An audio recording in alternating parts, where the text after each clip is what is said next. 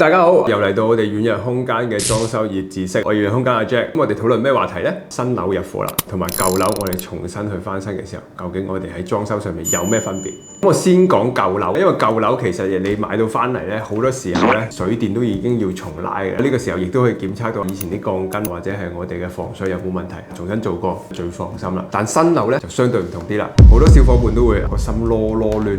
究竟做唔做好呢？個廚房要保留，個廁所要保留呢。新樓呢，喺水電部分其實輕鬆啲嘅，改到適合你做法就可以啦。但係去到下一個部分啦，泥水嘅部分啦，咁有啲小伙伴就話：我唔中意木地板，我想佢換晒做瓷磚或者木紋磚。如果木地板本身發展商提供俾你嘅話呢，我哋起咗個木地板，正常個厚度足夠我哋去鋪磚嘅，咁我哋係最開心啦。但如果係瓷磚地面嘅新樓呢，想換第二隻磚呢，咁各位小伙伴就要注意啦。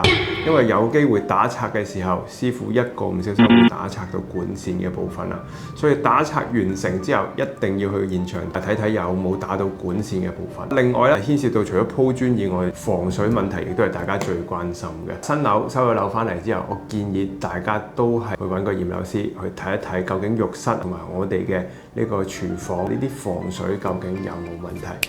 因為呢啲問題咧，如果喺前面我哋能夠去發現到咧，去解決到係最好嘅。因為冇人希望住緊嘅時候再入去裝修噶嘛。所以以上幾點建議俾到你，希望幫到你。我哋遠日空間，我哋下次見。想喺新年住新屋，諗下親戚朋友嚟拜年都開心啊！而家就開始預約設計，保證年前完工。旺季裝修早籌謀，細節落實唔使愁。快啲inbox我哋，免費量尺啦！